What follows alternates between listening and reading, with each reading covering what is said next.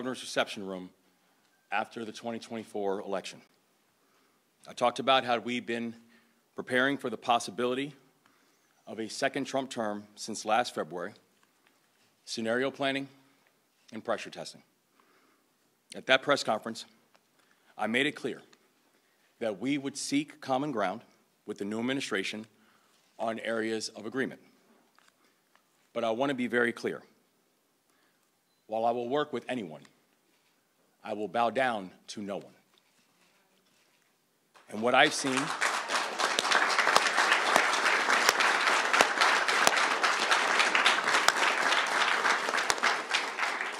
seen over these past 6 weeks is worse than anything we could have anticipated.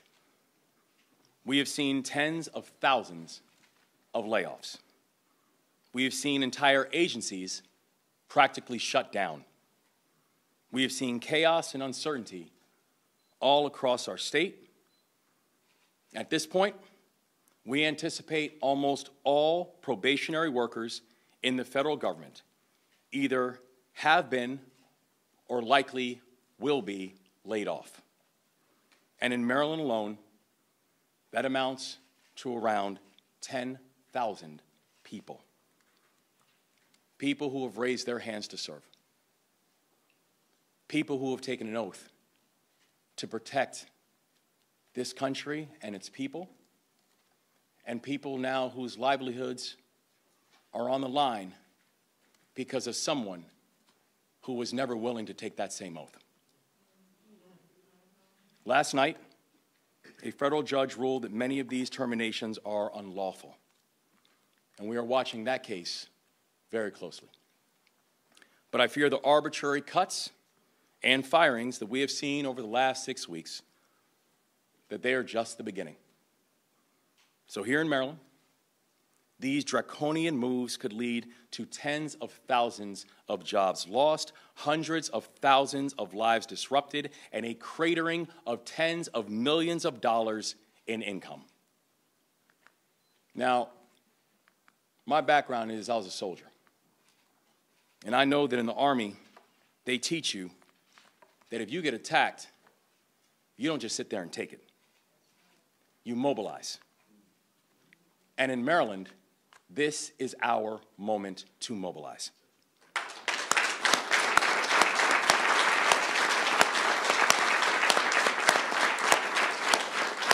At a time when American patriots are being told that their services are no longer useful or welcomed, at a time when those charged with keeping our community safe are now themselves under attack, at a time when Marylanders who help seniors receive their insulin are being fired, at a time when hardworking people who are performing essential tasks are being laid off in the name of efficiency. We are going to mobilize.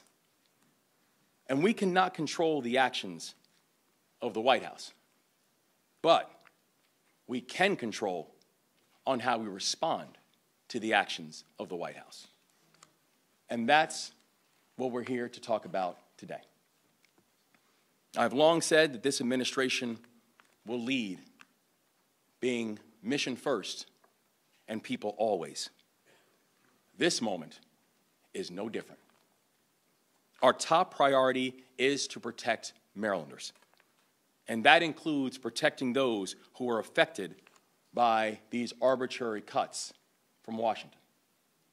And today, I am announcing 5 new steps that we are taking to protect our public servants, our communities, and our economy. The first, we are continuing to build out the Maryland Public Servants Resource website that we launched due to sudden federal layoffs. In just 2 weeks, more than 51,000 people have visited our website. 2 weeks, 51,000 people. And today, we are taking steps to ensure that we offer even more support for Marylanders who are looking for help. Our website now includes links to housing support, programs for veterans, local resources, state benefits, and information on nearly 130,000 job openings. So I encourage all Marylanders who have been affected by these federal cuts or have been affected or their family members have been affected. I encourage all Marylanders to go to response.maryland.gov/federal public servants. The second, we are launching a campaign to connect federal workers with jobs in education. Maryland is facing a severe teacher shortage, and we need to fill more classrooms with qualified teachers. So the Maryland Department of Education and the Maryland Higher Education Commission are working together to ensure that we meet this mission. We are going to be uplifting and highlighting resources that empower federal workers to pursue and obtain their education licensure. This approach will both support laid-off employees and close the educator shortage that we're having in the state of Maryland at the same time.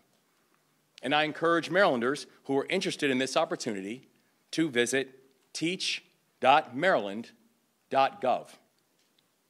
Third, we are moving in partnership with local and county leadership to host job fairs all across the state of Maryland.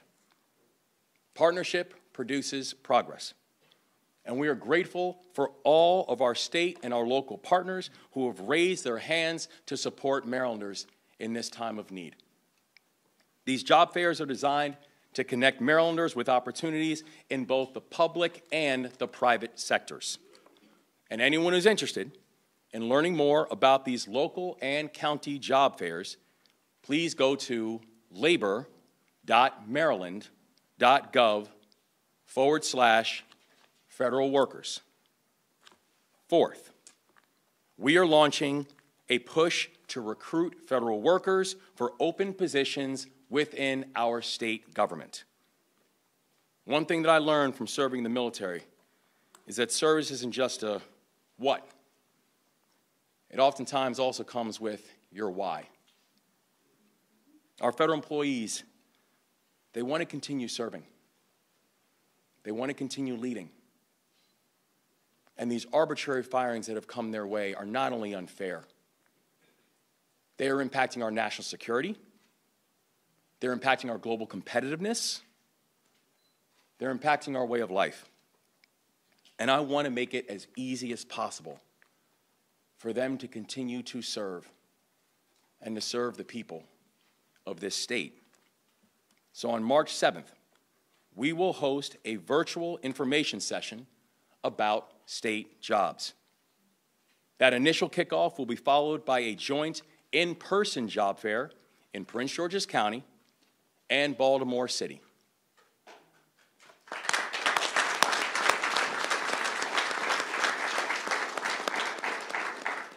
We know there are tasks that our state has got to be responsible for when it comes to making sure that we're meeting the needs of every single Marylander. And we know there are roles that need to be supported and filled in order for that to be the case as well. And we're hopeful for the opportunity to have some of these federal workers, some of these public servants who can help fill those slots. And fifth, it isn't enough to recruit federal workers to serve in state government.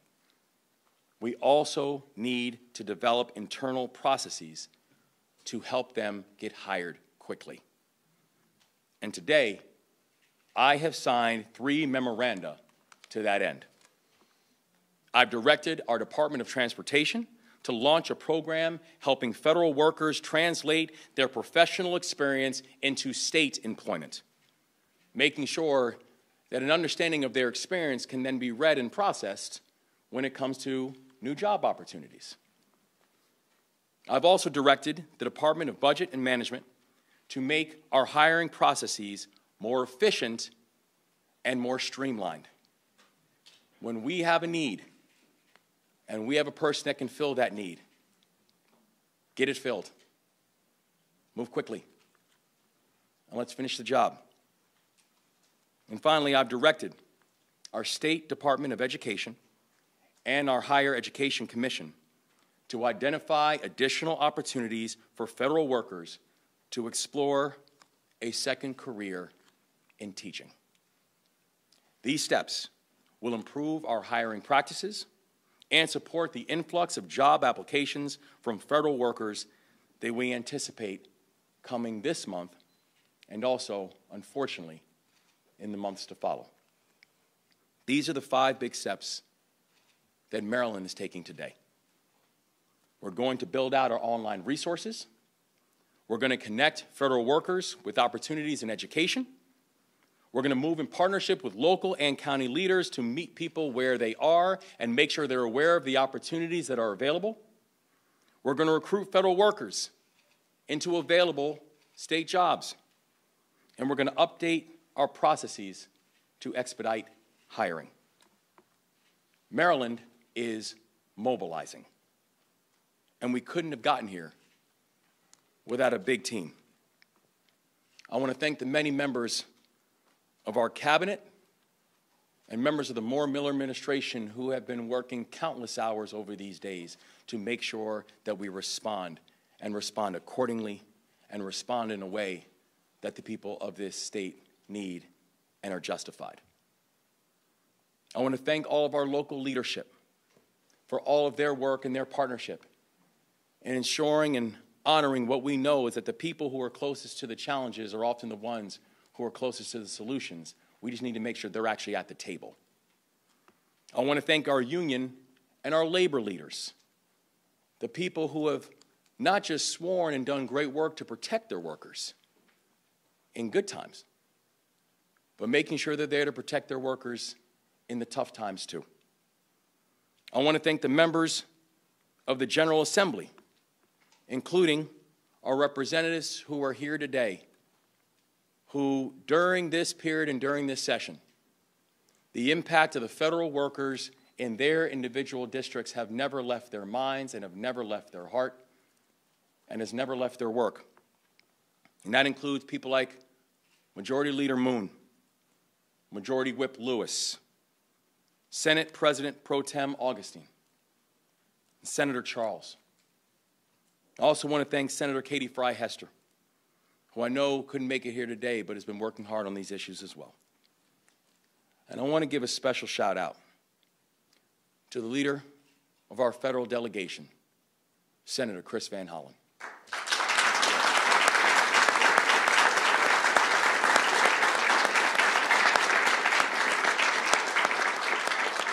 Senator Van Hollen has been nonstop. And not just speaking truth to power, but in making sure that no Marylander is left behind. And we could not be more grateful to have a federal delegation like we have in the state of Maryland, and a federal delegation that is led by such an extraordinary leader and friend like Chris Van Hollen. That the Marylanders who are gathered here today in this room, we are gathered here to do the work. We are gathered here today to say we took an oath. We took an oath to defend the Constitution, to defend this state's laws, and to protect our people against all challenges.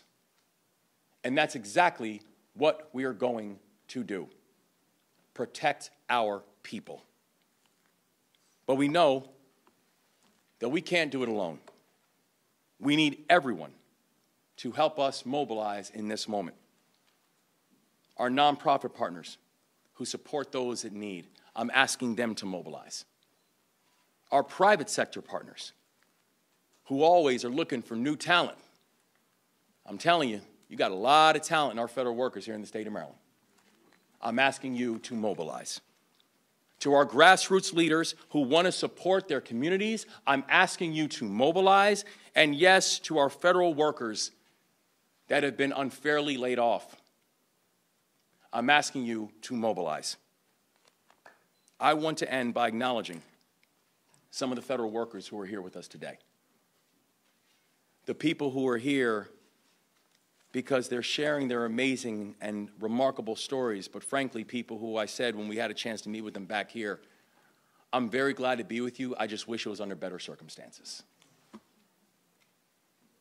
I wish it wasn't our federal government is the reason that you're here today. We each had a chance to listen to their experiences. And I had a chance to speak to Madeline, who grew up in Ellicott City. And 10 months ago, she landed her dream job with the National Park Service, working at Fort McHenry to protect and preserve our state's history and our state's culture. On Valentine's Day, Madeline and 5 of her colleagues were fired via email without any warning. And maybe most offensively, we're told that the reason for her firing had something to do with her performance, which is the standard language that many of our people are getting. We heard from Darnice, who was a Marylander by choice. Her family moved here when she was 11 years old. Darnice has been working at the Department of Health and Human Services, helping manage large federal grants earmarked for building construction. She went to her computer and she tried to log on to her work accounts last Tuesday and realized she was locked out.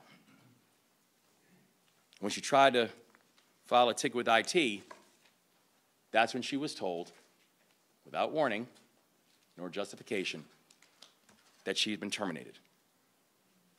We heard from Eric. He's been at the Federal Office of Personnel Management for 25 years, born and raised in Baltimore. He's dedicated his career to recruiting and retaining other public servants around the country. He's a proud member of the American Federation of Government Employees. And by the way, I want to thank all of our AFG brothers and sisters who are here today. Thank you.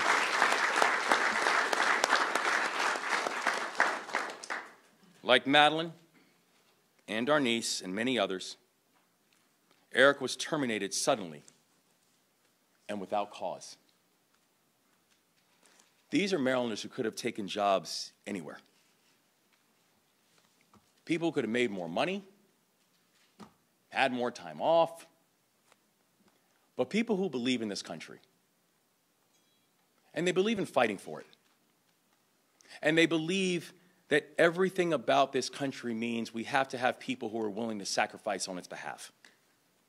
And they were the ones who were willing to raise their hand and do the work to make sure the communities were safe, to make sure that our homeland was protected, to make sure that our national parks could always be a great heirloom that we could pass off to a next generation, to make sure that seniors could get their drugs, to make sure that veterans could have their final resting place in dignity. These are people who our country is incomplete without their service. And they deserve the utmost respect. But instead, they have been villainized, they have been attacked, and this is not patriotism, this is cruelty. Cruelty. So I want to say to all Marylanders who are here today, I want to say to all Marylanders who have raised their hands to serve, I want to say to all Marylanders who understand that part of the beauty of spending time in this beautiful state, in this beautiful country, is we have an obligation to give a little something back to it. Your service matters, no matter what you're being told right now, particularly by people who have not sacrificed anything for this country. Your contributions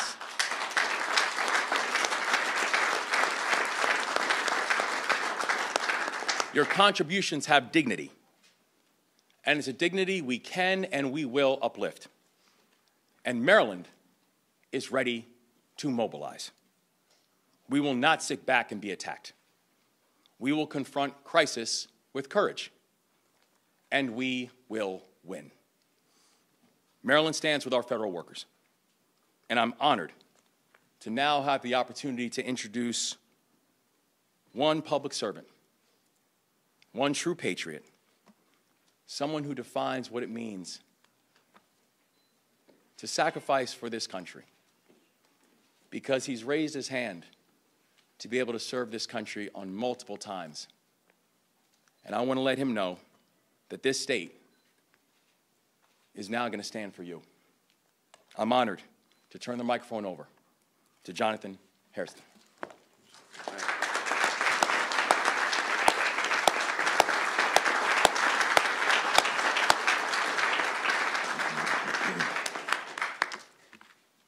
Thank you, Governor. And good afternoon, everybody. Good afternoon. My name is Jonathan Hairston, and I stand before you today not just as a public servant, but as a husband, a father, and as a veteran who has dedicated his life to service, both in uniform and for the federal government. But today, I stand before you as someone who was wrongfully dismissed, left questioning the very system I swore to uphold. On Friday, February the 14th, after hours, I received an email notifying me of my pending termination. And with the federal holiday on that Monday, my termination would go into effect at 5 p.m. on February the 18th, leaving me with virtually no opportunity to respond, seek clarity, or address any of the concerns that I had before my employment was abruptly ended. This was not just a professional blow, it was a personal one that's affected my family, my livelihood, and the trust that I had in a process that was supposed to be fair and transparent. I was dismissed with vague reasoning, riddled with factual errors about my position and my division, errors that make me question whether or not my case was even considered with the due diligence that each and every employee deserves. As an AI adoption specialist at CISA, my work was critical in ensuring the responsible and effective integration of artificial intelligence into our federal cybersecurity efforts. My works were directly contributing to the protection of our nation's infrastructure. So the weight of this decision does not just rest on me. My family and my children have watched me navigate through this storm, wondering how a man who's given so much to his country and his service could be cast aside without justification. This process has been cruel, and it has been heartless. It's a betrayal not just for me, but of the values that we teach our next generation. Values that hard work, integrity, and dedication should be met with fairness and respect. But I refuse to let this define me, and I refuse to let it discourage others who are continuing to serve with honor. And to those facing similar challenges, I say this: keep fighting, speak truth, and hold the system accountable, not just for yourself, but for the future of public service. Amen. Because when we allow unjust actions to stand unchallenged, we set a dangerous precedent, one that erodes the trust in the very institutions meant to protect us. To Governor Moore, today we have had the opportunity to discuss the impact that this termination and others like it have had on the dedicated public servants. And your leadership represents a beacon of hope for those of us that have been affected. And we ask for your continued support in ensuring that all employees, but especially your veterans and career professionals, that they're treated with the dignity that they deserve. And so in closing, no matter the challenge, I stand firm in my faith, in my service, and in my commitment to justice. And when I enlisted into the United States Army, I took an oath to protect and defend this country against all enemies, foreign and domestic. And while my uniform may have changed, my mission remains the same. Amen.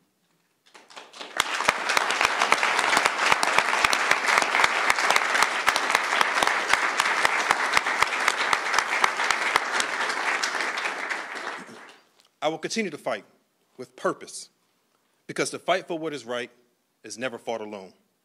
And we can restore the trust where it has been broken. I thank you all for your time, and may justice always prevail. At this time, I'd like to introduce Senator Chris Van Hollen.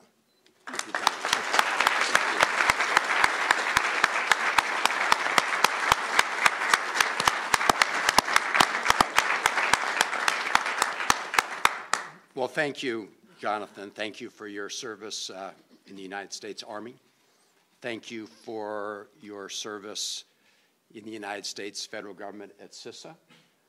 And we are all standing with you today to make sure that we right these wrongs and make sure that our patriotic federal employees can have the opportunity to move forward and support their families and continue to do work on behalf of the American people and to provide options, if necessary, the state of Maryland. But we are going to be fighting very hard. I want to thank Governor Moore. First of all, I should say, Governor, it's good to be out of Washington, D.C. It's good to get off of Capitol Hill. It's great to join you in the great city of Annapolis, and thank you for your leadership. And it's wonderful to be here as you mobilize Maryland to respond to this spree of lawless actions that we're seeing in the nation's capital and the huge disruption and damage it's doing to our country. It was great to join you when we mobilized together in the aftermath of the collapse of the Key Bridge in Baltimore. We worked together, federal partners, state partners. We have the funding, we have the know-how, and we're going to make sure that we rebuild Key Bridge, just like we're going to make sure that we rescue our country at this moment of peril. So thank you for mobilizing.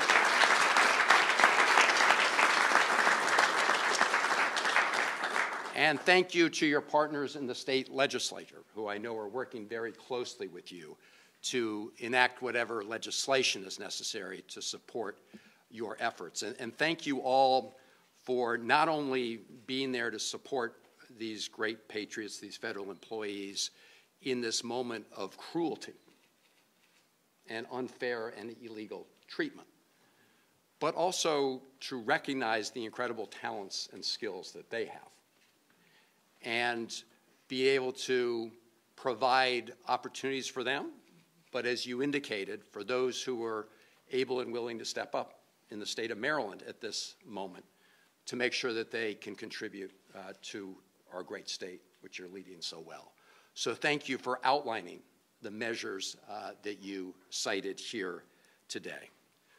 And to Jonathan and to all of our federal employees, thank you for your service to the country. Thank you for the good work that you do. You know, good work that goes on every day on behalf of the American people. At CISA, people don't see the good work you're doing until things go wrong. That's right. That's right. You're helping provide security, cybersecurity for critical infrastructure around the country. Again, until something goes wrong, people don't realize the good work that's been doing, but I'll tell you, when that good work stops, things will go wrong. And then, of course, we have, people in Baltimore, Social Security Administration, who are doing great work every day, delivering benefits to the American people. We have people at FDA and others around the country who are food safety inspectors, right? You only hear about something when things go wrong, while every day they're doing so much right for our country. The Federal Aviation Administration, all over the country. We just got the news today about 600 people, maybe more, at the National Oceanic and Atmospheric Administration in Silver Spring, Maryland. So these are people who work for the National Weather Service. They do many important things. But one of the things they do is provide the eyes and ears to America through our satellite systems, gathering data on extreme weather events. They're the people who warn people about hurricanes or tornadoes or tsunamis. They save lives, along with the other work that they do. So it's an absolute disgrace what's happening to those individuals. And of course, it's going to do great harm to everybody in the country who depends on those services. It's also part of a great lie, and Governor, thank you for mentioning that being a probationary employee has nothing to do with having done something wrong, right? You're a probationary employee when you're new to a position in government, or you could have been 15, 20 years in government and you're new to a job because you got promoted. So this is why they put out the big lie, right? Under federal law, we have due process protections for hardworking civil servants. you can be fired for misconduct or poor performance. So that's why these probationary employees, so many of them got these letters saying, sorry, your performance fell short. Well, turns out that immediately we had a flood of federal employees coming forth with their most recent evaluations that were glowing evaluations about their performance. So this is a big lie, and this is why you have so many court cases going on right now. And Governor, you mentioned one. There's another one before the Merit System Protection Board, but we're going to have to keep working on these cases. There are more than 60 filed across the country. And I will say a lot of the federal district court judges in Maryland have been doing a good job issuing temporary restraining orders against much of this law-breaking. But this is not, and I want to stress this fact, and you alluded to it, Governor, this is not about making the government more efficient. This has nothing to do with efficiency. All of us work to try to make government work better for people at the best cost. That's not what this is about. If that's what it was about, you would not start by firing all the inspector generals in the federal government.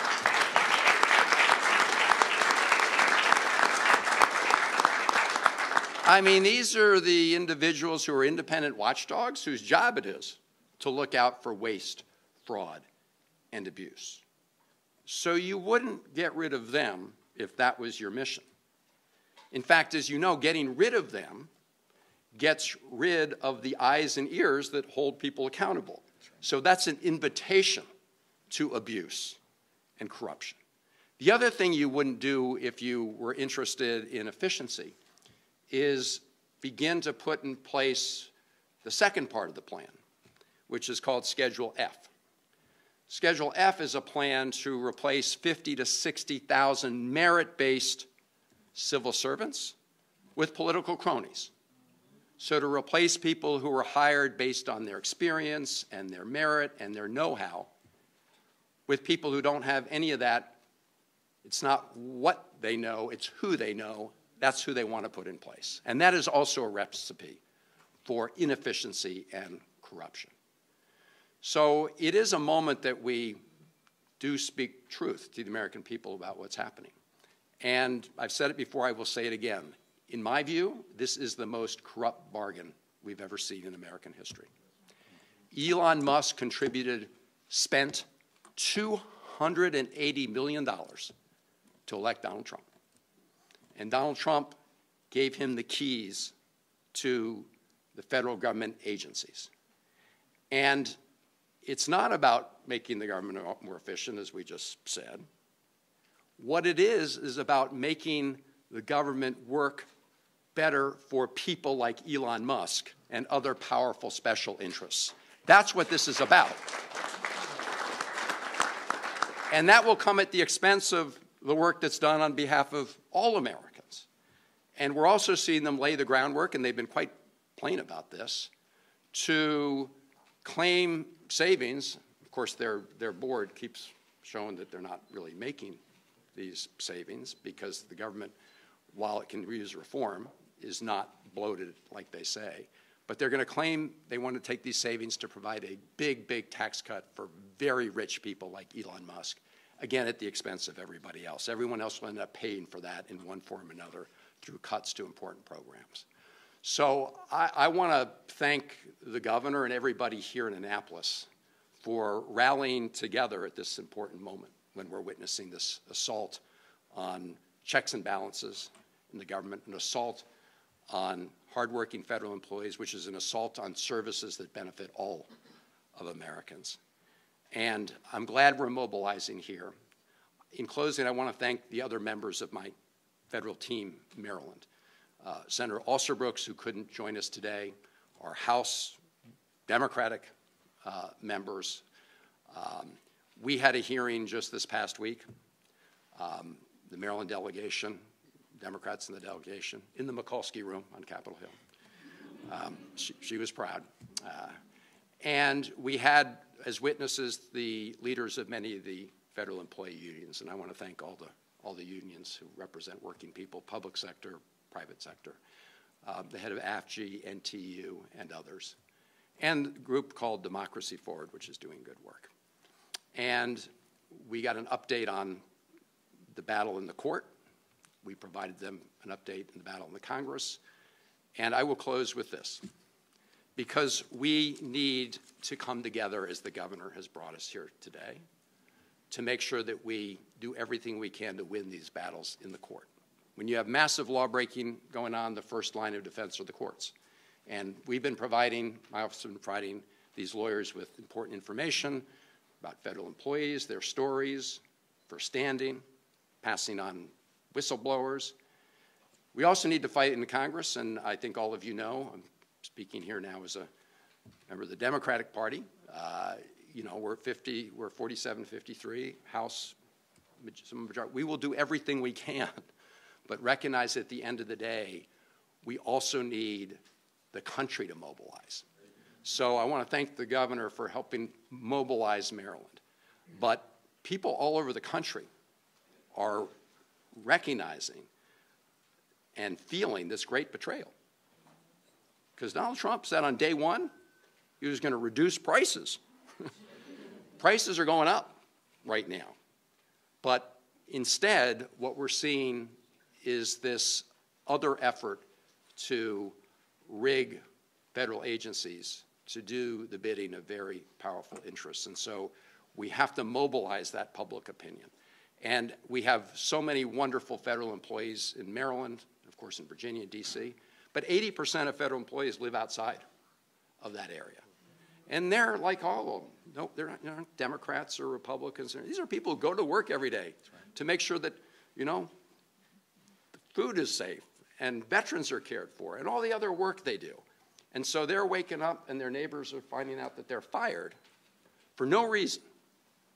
And so people are getting understandably angry, and we need to mobilize around the country. Governor, thank you for mobilizing us here in the state of Maryland to respond to what I see as a clear and present danger.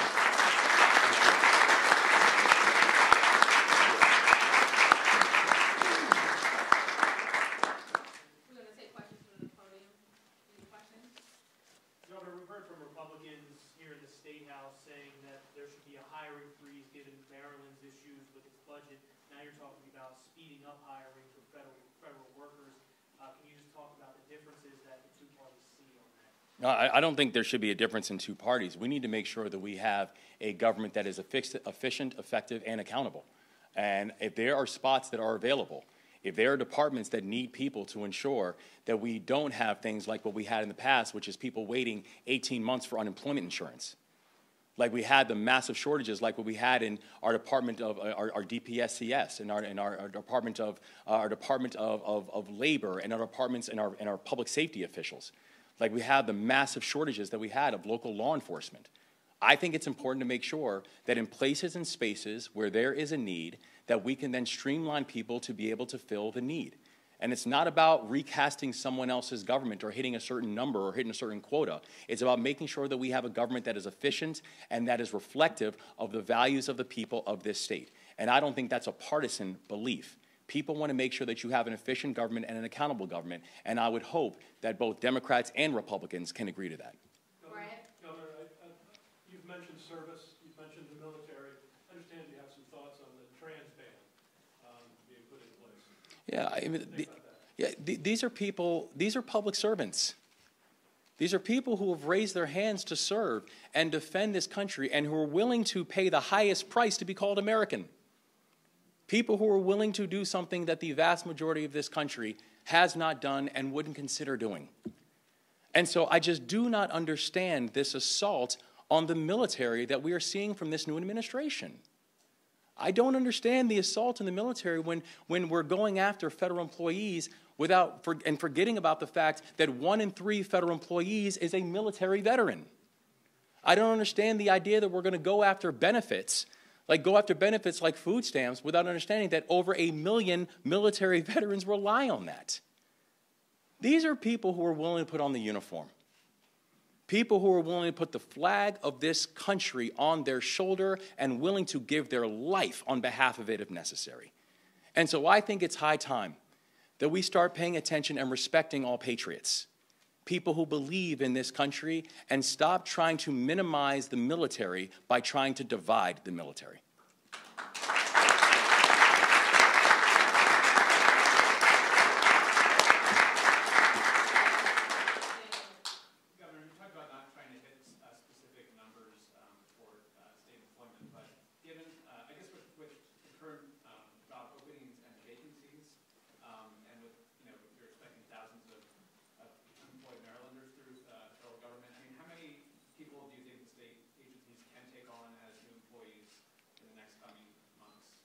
Well, I think that's the process we're going through with all of our secretaries, because again, I'm not issuing a quota saying you must hire X or you must hire Y. I think it's a very individual process with all of our individual departments, because the number is going to be different, because the need is going to be different in all of our individual departments. But I can tell you that this is the moment when Maryland's going to get creative. That's why the announcement today wasn't just a call out to our state agencies and our departments.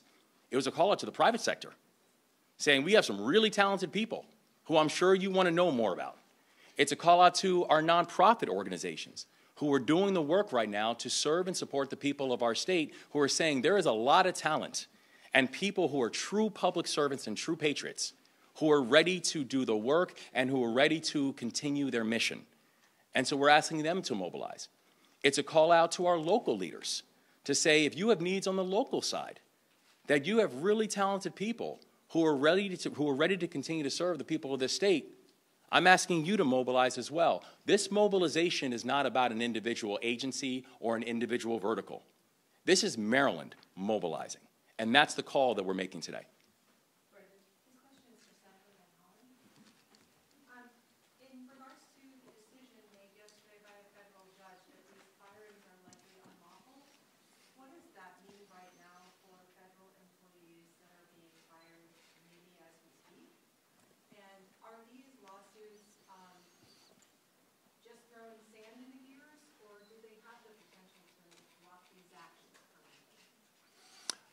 Well, the short answer is they do have the potential to block these actions on an ongoing and ultimately permanent basis. The case by a federal district court judge yesterday in California applies to probationary employees in certain federal agencies. That case was brought upon on behalf of agencies. So the next step, of course, will be to enforce that judgment.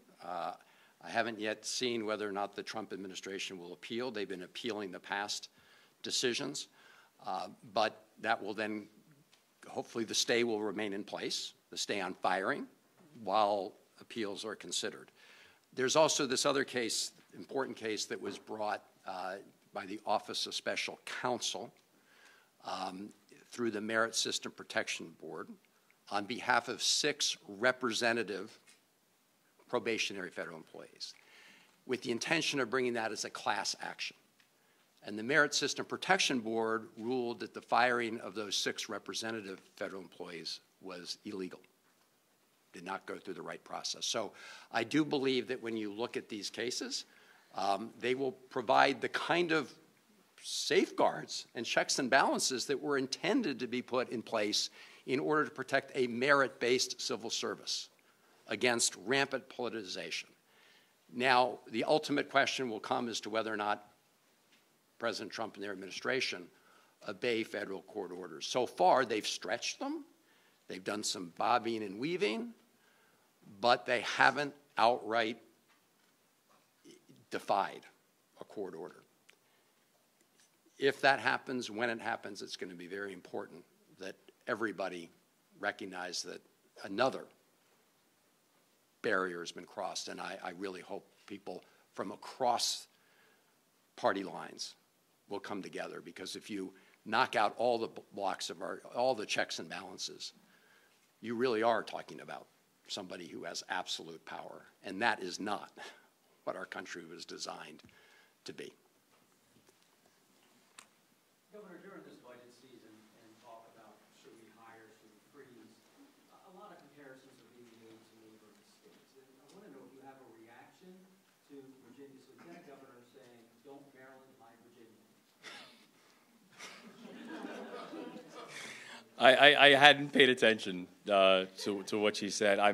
I'm too busy working to. No, listen, and I'm beyond.